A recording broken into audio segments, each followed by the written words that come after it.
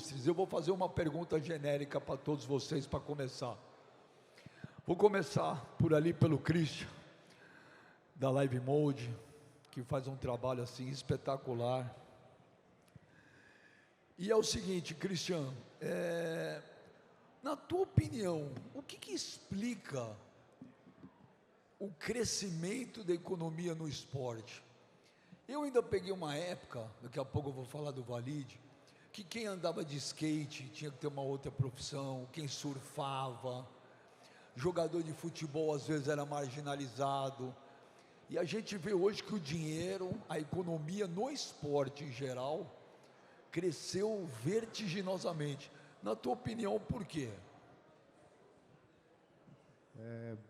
Primeiro agradecer aí a Aninha, João, Camila aí pelo convite.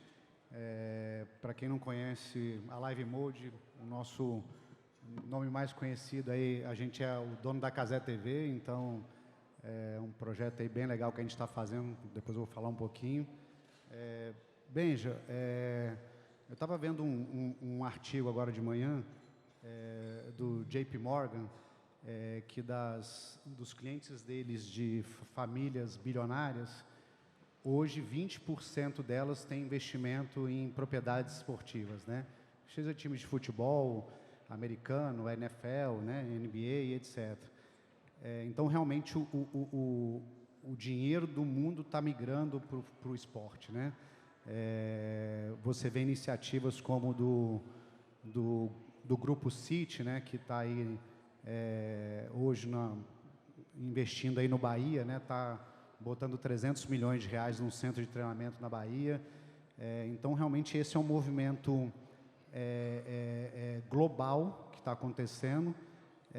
E, na minha visão, é porque o esporte talvez seja um dos únicos poucos conteúdos que consegue atrair uma audiência massiva, né? Hoje, com a vinda aí das redes sociais e desses multiplataformas, né, multimeios, você teve uma pulverização muito grande da audiência, de uma forma geral, né? E quando você pega um jogo que nem o de hoje, você consegue mobilizar muita gente junto vendo uma mesma coisa. E isso naturalmente atrai o dinheiro dos anunciantes, né, que querem impactar grandes massas no momento de um envolvimento, de paixão, né, e de que acontece. Então, naturalmente, você acaba tendo mais investimentos no esporte por conta disso, né, porque dificilmente você vai ter alguma coisa que atrai tanta gente, tanta massa de espectadores, né? Perguntar para o Hazen Clever, que é o presidente da Loterge, na tua opinião, o esporte ainda é emoção ou virou um grande negócio? Primeiro, agradecer a oportunidade ao João Camargo por essa manhã de sol, dia de jogo, de final do Libertadores, e estarmos aqui reunidos no icônico Copacabana Palace, com o que temos de melhor no país, de inspiração para todos nós, homens e mulheres que fazem a cada dia o nosso Brasil. Obrigado, João, por mais essa grande oportunidade. Bom dia a todos.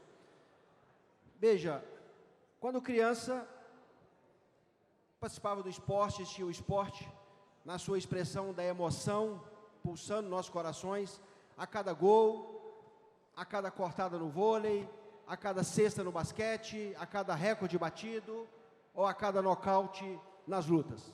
E hoje sabemos que o esporte é muito mais do que isso. O esporte continua sendo o maior veículo de união e convivência no planeta, porque o esporte não tem cor, o esporte não tem gênero, o esporte não tem raça, o esporte não tem ideologia. E hoje essa emoção que ainda leva o Brasil e o mundo a vibrar é um mercado que neste ano movimentará 500 bilhões de dólares em todo o planeta. E hoje a emoção não apenas de nós assistirmos dos estádios ou das nossas casas, dos nossos telões, mas a grande emoção de nós que trabalhamos com esporte, no meu caso como regulador na Lotege, é de pegar parte desta receita, deste bolo econômico e mostrar que pelo esporte, pelo jogo, nós podemos transformar vidas, nós podemos transformar comunidades, nós podemos transformar cidades e o nosso país. Essa é a nossa emoção de hoje, que mostrar que o esporte é muito mais que um gol, que uma luta é muito mais que um nocaute, Valide, mas que o esporte é gerador de emprego, é gerador de honra, é gerador de oportunidades e é gerador de crescimento e desenvolvimento para o nosso povo, para o nosso Rio de Janeiro e para o nosso país.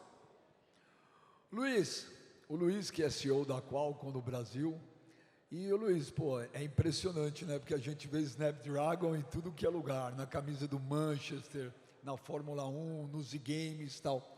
Então eu te pergunto, o esporte hoje ainda é o melhor investimento na indústria do entretenimento, é o esporte no mundo hoje? Bom dia a todos e agradecer toda a Aninha que está aqui, Luiz, toda a pouquinho família mais pra Camargo. O esporte para a gente é uma plataforma. Como é que a gente enxerga o esporte? O esporte, além da paixão, o esporte tem muito do tema da performance, da superação, do engajamento. O esporte é cultura. E isso eu acho que as pessoas acabam se espelhando muito, né? E por isso que a gente fala às vezes dos esportes coletivos, para mais você massificar a sua marca e você ter o awareness com relação à sua marca, mas você também tem um investimento nas pessoas do esporte que representam a cultura que você quer levar, de alta performance, resiliência. Enfim, você chegar a ser um atleta, você mesmo estava comentando aqui com o Valide, imagina, né, quando as pessoas começaram, não tinha todo esse glamour com relação ao esporte. Hoje, a gente usa o esporte para mostrar não só a nossa tecnologia, a maioria das plataformas que a gente contrata, por exemplo, o nosso contrato com o Manchester, toda a parte de Wi-Fi do estádio, 5G, as experiências de realidade aumentada virtual, os próprios atletas, a gente vai usar alguns atletas esse ano de Copa do Mundo, vamos usar alguns atletas do Manchester para fazer ativação no Brasil, o próprio Matheus Cunha, a gente tem plataforma de games, o mobile game hoje um dos esportes, né? Embora a gente não considere, tem gente que não considera esporte, mas o mobile gaming é o esporte que mais cresce no mundo, né? O tema da gente estar na Mercedes é também pelo tema de desempenho, performance. Você imagina o que tem de tecnologia dentro de um carro para você chegar. Hoje a diferença, vocês que trabalham com esporte sabem que às vezes a diferença é muito pequena. É um detalhe muito pequeno entre você ganhar e perder. Então, aqui no Brasil a gente tem o Gabriel Bortoleto, que hoje ele é o nosso garoto propaganda. E uma coisa que a gente faz questão é que as nossas marcas e as pessoas que representam a marca Snapdragon vivenciem a marca. Que uma coisa o cara só fala, não, é o patrocínio, faz 2 posts, a gente não está interessado nisso. Né? O cara tem que sentir qual que é a experiência como usuário, consumidor, para ele poder passar aquilo para os fãs, para poder passar aquilo para todo mundo. Desculpa, Luiz, só para aproveitar. Então, quer dizer, você não acredita no patrocínio simplesmente como um patrocínio, não. Um outdoor ambulante. Não é o nosso... Você pode ter um impacto de awareness, gerar curiosidade, mas se você olha a marca hoje, por que às vezes a gente diminui até um pouco o investimento se a gente não consegue fazer essa ativação? Se você não passa a mensagem, o que a sua marca significa, não adianta só você colocar a sua marca. Tem que entender qual é o aspiracional da sua marca. O que eu quero com uma pessoa que quando adquire um produto que tem Snapdragon, o que ela está adquirindo? Né? Qual a experiência que ela está buscando? Então, é um pouco disso que a gente busca nas marcas. Então, lógico, o Manchester, só para vocês terem ideia, o nosso patrocínio do Manchester é o patrocínio de camisa maior do mundo hoje. Tá? É um patrocínio de 2025 até 2029, é um patrocínio na casa de 300 milhões de dólares, o equivalente a 1,5 bilhão de reais o patrocínio do Manchester. Da Mercedes é muito menor. Aqui no Brasil a gente tem Stock Car, tem Gabriel Bortoleto e temos vários influenciadores também entrando em vários esportes agora, porque a gente está trazendo computadores com o Snapdragon, os óculos, Ray-Ban entrou agora, aqueles óculos com XR e tudo isso também é Snapdragon, enfim, tem várias marcas com Snapdragon. Então, a usabilidade, o que a gente quer passar com esse tema agora, principalmente da inteligência artificial, é onde a gente vai focar a maior parte do nosso tempo. Eu fui intimidado, né? O Rosenclever, eu fui só falar que o Corinthians provavelmente irá para a final da Copa do Brasil ganhando do Cruzeiro, e ele colocou o Valide aqui, Ismael, para me intimidar, e eu sou obrigado agora a ficar meio assim. O Valide que eu acompanho há anos, para mim um dos pioneiros do jiu-jitsu aqui no Brasil. E você que é um atleta, eu vou te perguntar, você viveu isso, você pegou uma época que não dava para ganhar dinheiro com jiu-jitsu, e hoje a gente vê, ainda bem, profissionais do jiu-jitsu vivendo do jiu-jitsu, assim como do skate, do surf e de outros esportes não tão, hoje sim, mas antes que não eram tão populares quanto o futebol. Você viveu bem isso, né, Validi? Ontem, boa tarde a todos, agradecer aqui o Rosenclever, que intimidou, falou para mim, Valide, vai para lá hoje? Eu falei, meu irmão, estou indo para a academia. Não, vai para lá que vai fazer parte do painel. Eu falei, então eu vou, falar de esporte é minha área, porque, modéstia à parte, não tem uma pessoa que é a cara do esporte de MMA, de luta, mais do que eu. Eu estava brincando ontem à noite, no jantar aqui, vai ter o futebol, desculpa, eu tenho até uma reca do futebol, porque antigamente, no nosso tempo, só era futebol. Eu ia correr na praia, o cara, vida boa, né, tá indo correr. Esse cara não sabe que eu vou correr 10 quilômetros agora, incansavelmente. Mas a pergunta foi o esporte, o crescimento do esporte. Eu acho que o crescimento do esporte foi as redes sociais, foi as televisões a cabo, que abriram as portas para os outros esportes, porque na realidade só tinha o futebol. O futebol sempre foi uma grande paixão. Quando chegou as novas mídias, isso é um fato, abriu a porta para os outros esportes. Hoje, para vocês terem uma ideia, o Jungle Fight na TV Globo, eu sou o presidente da Liga Brasileira de MMA, sou presidente do Jungle Fight. Hoje o Jungle Fight, ele tem 90% do mercado nacional, por um cara que veio do esporte, dormia na academia e teve a inteligência. Em 1991, isso era uma outra época, que as pessoas brigavam para saber qual era a melhor arte marcial.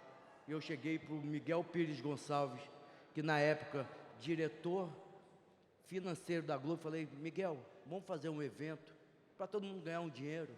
Eu tinha 23 anos. E o Miguel foi até o Boni, falou, vamos botar. E foi o grande evento que aconteceu em 1991, Jiu-Jitsu contra a luta livre. E isso, a TV Globo teve um papel gigantesco no mundo inteiro pela criação do MMA.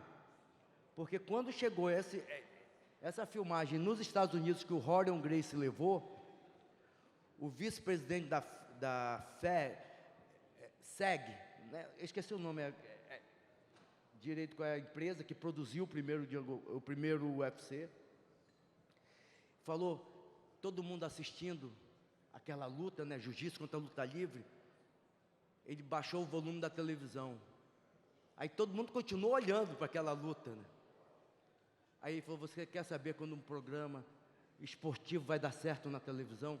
Quando você baixa o volume, todo mundo continua olhando. E foi a grande explosão. Eu fiz o desafio em 91, em 93 foi criado o UFC. Hoje o UFC é avaliado em 14 bilhões de dólares. Hoje, para vocês terem uma ideia, o Jungle Fight, um evento 100% brasileiro, teve uma avaliação de 200 milhões de dólares, R$1 bilhão. E eu faço um trabalho gigantesco junto com a Rede Globo, com a TV Globo, para vocês terem uma ideia. Nós tivemos, meia-noite e 15, 8,8 de audiência. Nas redes sociais, que é muito importante, nós chegamos a 180 milhões de pessoas alcançadas. O Jungle Fight com a TV Globo. E só o Jungle Fight, nós chegamos a 90 milhões de pessoas. Hoje o esporte é uma plataforma gigantesca de comunicação. Vocês não tem um investimento maior social do que o esporte. Eu vou muito para o lado do esporte como uma ferramenta gigantesca de inclusão social, porque eu sou o resultado dessa ferramenta. Então, quando você vende a verdade, você vê que os guerreiros das comunidades, hoje mesmo, o trabalho que nós estamos fazendo com a Loterge, de incluir novos jovens no mercado de trabalho. Porque quando você, o que que as pessoas precisam? De qualquer classe social, é de oportunidade. Principalmente os lutadores, os guerreiros das favelas, das comunidades. Então, esse trabalho do esporte é gigantesco, é super positivo. Quando você põe sua marca, e essa marca, uma coisa que você falou muito interessante, se identificar, não é só botar a marca. O que que a marca faz? Para ajudar as pessoas, para ajudar, para dar uma visibilidade. Não é pensar, o Valide é um bonzinho. Eu não sou bonzinho, não. Eu sou justo. Eu dou hoje para as pessoas o que o esporte me deu. Porque tudo que eu tenho, tudo. Eu tenho a melhor vida do mundo. Morei em Los Angeles, posso te falar, melhor vida do mundo, porque o esporte me proporcionou e me proporciona até hoje. Hoje o Jungle Fight, para vocês terem uma ideia, nós financiamos quase 100 lutadores por mês, além de pagar as bolsas das lutas. Por quê? É o retorno. Eu falo o seguinte, não tem atleta, a pior coisa, eu falo muito do lado do atleta, por eu ter sido atleta, não tem a pior coisa você começar o mês zerado. Então, quando você já começa o mês, que já tem um dinheiro na conta, esse atleta tem um crescimento gigantesco. Por isso que o patrocínio, que a visibilidade é muito importante. Respondendo a sua pergunta, a visibilidade que deu para todos os esportes. Boa, Valide, mas você falou de impactar pessoas. Eu vou perguntar para o Christian agora, por falar em impactar pessoas, o Christian, que é um dos sócios da Live Mode, do Cazé TV, que é um fenômeno aí no streaming, uma empresa que em 4, 5 anos cresceu absurdamente. Christian, ano que vem, para nós aqui do esporte, e principalmente do futebol, é um ano espetacular, porque todo ano de Copa do Mundo tem um potencial gigantesco. Então, por falar em investimento, em impactar pessoas, como é que está sendo o investimento da Live Mode para a Copa do Mundo, que é a primeira vez que eu vejo um veículo que vai transmitir todos os jogos da... São 102, se eu não me engano? 104. 104 jogos, quer dizer, isso é uma coisa histórica. E vocês pretendem impactar quantas pessoas durante o período de Copa? Vamos lá. A Cazé TV, na verdade, ela hoje é um case global a partir do Brasil, né? Isso dá muito orgulho para a gente aqui que é brasileiro, de ter um exemplo de que a inovação pode vir do Brasil, né? Para vocês terem uma ideia, é o único canal digital do mundo que comprou os direitos da FIFA na sua totalidade, né? Então, a gente foi o primeiro canal em 2022 digital que fez transmissão de uma Copa do Mundo, né, com a Copa do Mundo de 22. Foi o primeiro case do mundo, da FIFA, inclusive. O negócio de distribuição de conteúdo hoje é 2/3 da receita da FIFA. E o Brasil hoje, graças à compra da Globo e da Cazé da Copa do Mundo, é o segundo maior cliente da FIFA no mundo. A gente só está atrás dos Estados Unidos, que compra 2 vezes o direito da Copa, né? Ele compra uma vez na língua inglesa e uma vez na língua espanhola. Então, o Brasil é o segundo maior cliente da FIFA no principal negócio dela, que é a venda de direitos esportivos. E eu brinco que o mundo está mudando tão rapidamente, né? O negócio está tão veloz, que eu estava ontem no jantar fazendo a seguinte simulação, né? Se a gente está, hipoteticamente agora, esse painel está acontecendo no primeiro semestre de 2022, né? Eu estou falando isso há 3 anos e pouco, né? E eu falasse assim, ó, a próxima Copa do Mundo, que vai ser em 2026, ela vai ser pela primeira vez na história transmitida 100% por um canal digital, e a Rede Globo, que o Valide estava falando aqui, vai ter só metade da Copa, né? Só para vocês saberem, a Globo tem o direito da Copa do Mundo integral desde 1982. Isso são 44 anos. E pela primeira vez, depois de 44 anos, quem vai ter o direito integral de uma Copa do Mundo vai ser um canal digital, né? Então, você tem 2 semifinais, a gente vai transmitir as 2, a Globo vai transmitir só uma. Quarta de final, são 4 jogos, a gente transmite os 4, a Globo só transmite 2. Então, isso é uma mudança de paradigma muito grande, isso é uma nova realidade, e esse mundo está vindo muito rápido, né? Então a gente está fazendo um investimento pesado nessa próxima Copa do Mundo. Vai ser uma Copa do Mundo histórica, vai ser a maior Copa do Mundo já feita. Ela vai durar quase 60 dias, quase 2 meses de Copa. Ela vai ter uma fase de mata-mata adicional, né? Ela foi criada uma fase entre a fase de grupo e as oitavas. Agora você vai ter 16 avos também, né? Então você tem uma fase a mais de mata-mata. Então vai ser uma Copa do Mundo que a gente está com uma expectativa muito grande. A gente está mandando aí mais de 100 profissionais o ano que vem para fazer essa cobertura. Agora no sorteio a gente vai definir onde vai estar a nossa base, estúdio, etc. Já estamos com isso, já estamos com uma equipe fazendo lá nos Estados Unidos esse mapeamento nesse momento. E a expectativa está muito grande. Você fala de audiência, um dado interessante é o seguinte: das 10 maiores audiências esportivas, de eventos esportivos do mundo, 7 são da Cazé TV, né? Só teve 3 audiências entre as 10 do mundo que não são nossas. Uma foi o cara da Red Bull pulando do espaço. O outro foi um jogo de cricket da Índia. E o terceiro, que está entre os 10, é o jogo da NFL, que aconteceu aqui do Brasil, que foi transmitido para o mundo inteiro. Detalhe, esses 3 eventos que estão entre os 10 foram eventos sem geoblock, né? Então, eventos que puderam ser assistidos em qualquer lugar do mundo. As nossas 7 transmissões que estão entre as 10, todas geoblocadas para o Brasil. Então, só podia passar no Brasil, então só podia ser assistido por brasileiros. E mesmo assim, estão entre as 10 maiores da história do YouTube. Então, realmente a gente está fazendo uma revolução em termos de transmissões esportivas a nível mundial. E acho que isso é um orgulho muito grande para a gente aí que está aqui fazendo isso a partir do Brasil. Sensacional, o futuro não pede licença, né? Ô Luiz, quem manda no esporte hoje? O amor, o dinheiro ou o algoritmo?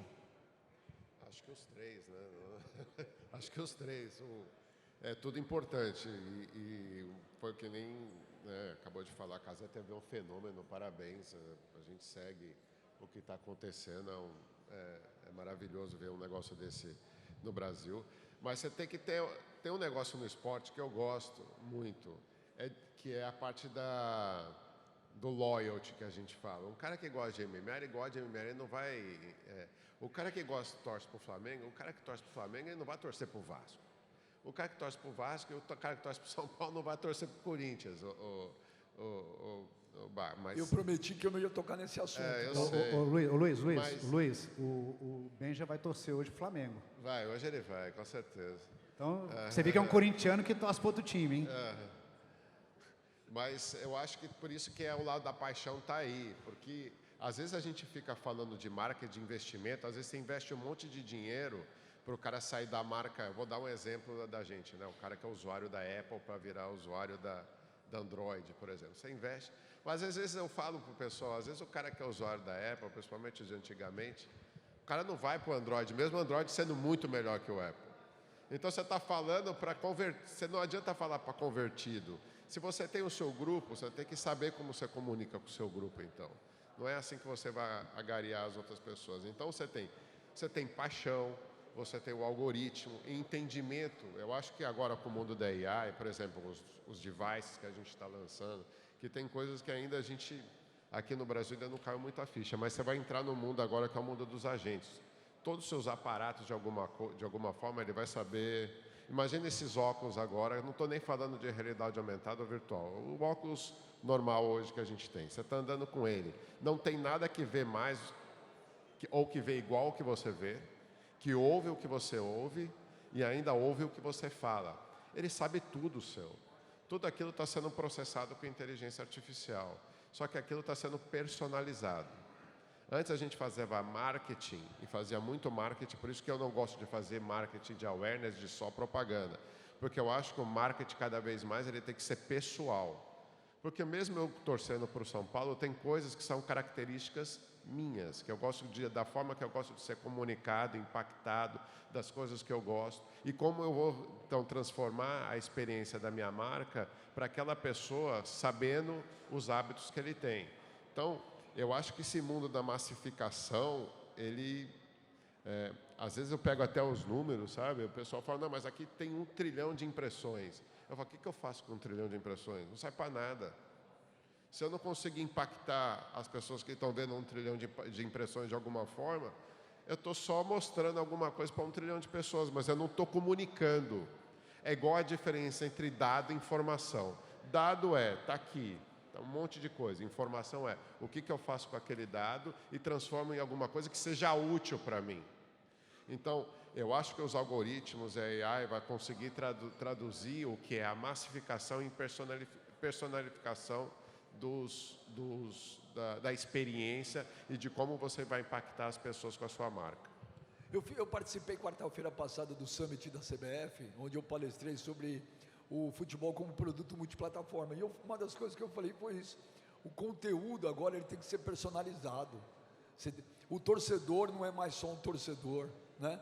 Ele é um consumidor. E o torcedor hoje é um coprodutor, porque ele é gerador de conteúdo também. Exato. Como que você traz? A gente criou uma comunidade que chama Snapdragon Insiders. Às vezes a gente fala, não vou falar para a nossa bolha, né? E tem muito essa expressão na política, né? A minha bolha, não preciso falar para a minha bolha. Essa comunidade, só para você ter ideia, tem 4 milhões e meio e eles 4 milhões e meio de pessoas aqui no Brasil, né? Ativas, o nível de engajamento é acima de 20%. Tem muito pouca gente que tem 20% de engajamento. Imagina, numa comunidade desse tamanho, onde o cara pode falar e co-criar qualquer coisa que ele quiser. E a gente responde todas as perguntas. O cara se sente atingido. Como é que eu vou responder 1 trilhão de impressões? Não tem como. Não tem. Aí você tem que começar a usar os algoritmos para começar a fazer o filtro dessas coisas. Mas você tem que personalificar a relação sua com a marca. Com certeza. O Rasenkleber, deixa eu perguntar para você. No final das contas, a economia do esporte, ela está fortalecendo ou ela está enfraquecendo o esporte? Porque hoje a gente vê, não tem dinheiro, não tem performance.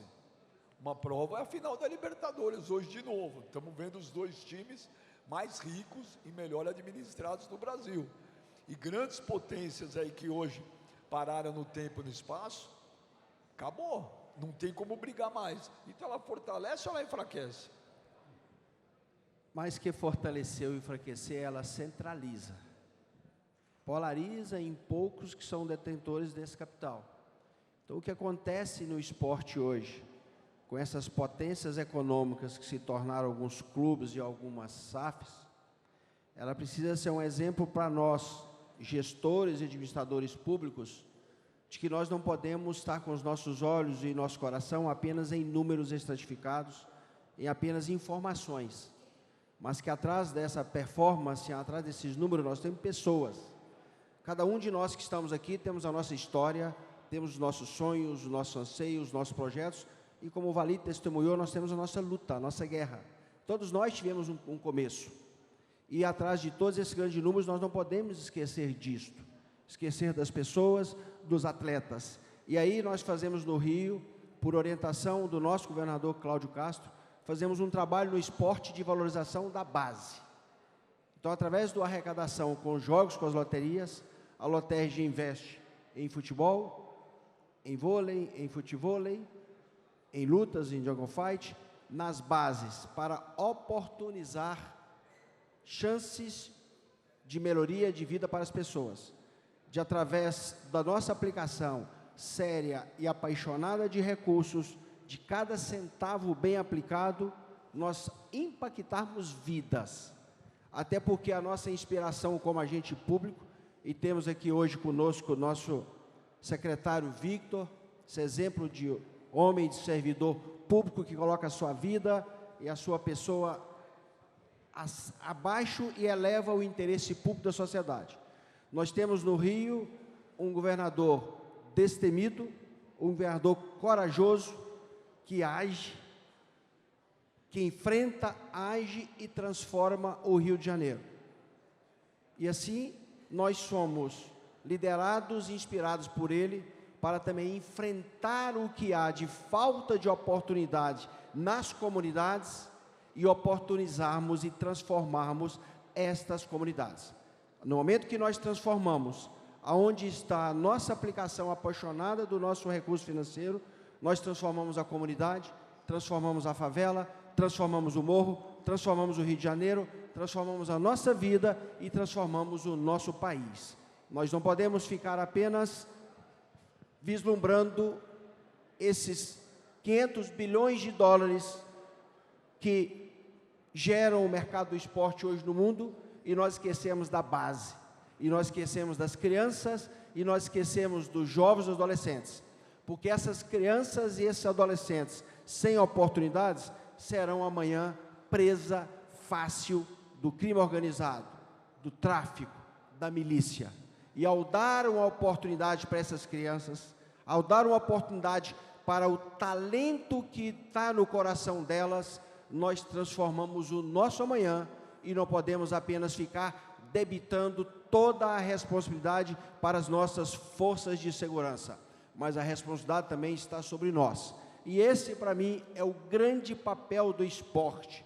Esse é o âmago do esporte, impactar vidas. E nós não podemos, nós temos menos de 1% dos nossos atletas que estão nessa elite financeira, essa elite econômica. Mais de 90% dos nossos atletas, de todas as modalidades esportivas, chegam ao fim da sua carreira, que acaba sendo prematura pelo seu alto desempenho, pelo que se exige do seu corpo, da sua mente, do seu emocional, do seu físico, acaba abreviando a sua carreira, e muitos deles depois estão até mesmo no fosso da miséria, e nós temos hoje jogadores, ex-jogadores de seleção brasileira, morando nas ruas do Rio de São Paulo. E nós precisamos chamar essa responsabilidade para nós, e sermos de fato geradores e transformadores da nossa sociedade, da nossa cidade e do nosso país. Inspiração não nos falta em quem está nessas mesas, os senhores e as senhoras olhando para nós aqui.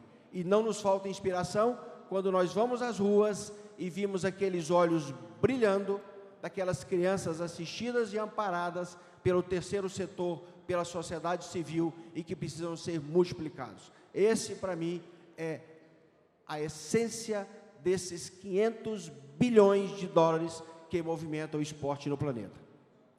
Muito legal.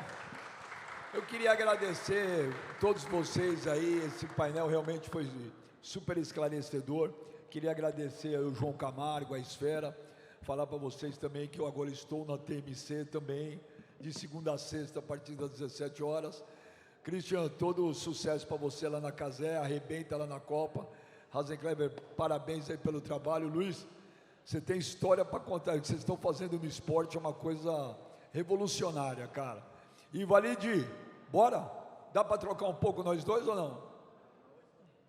Opa, ele arregou para mim, que dia. Gente, obrigado, uma salva de palmas. Obrigada, Benja, obrigada a todos. Por favor, se posicionem aí ao centro para tirar a foto, então. Enquanto isso, eu conto para vocês que nós chegamos ao último painel, então, dessa manhã. Eu espero que vocês tenham aproveitado bastante o conteúdo de hoje. E já chamo, então, esse último painel.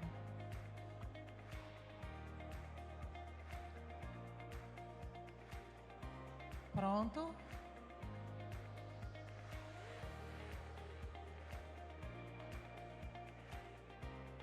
Muito bem, enquanto eles vão fazendo a foto, eu vou falar aqui sobre segurança pública, é a nossa última conversa.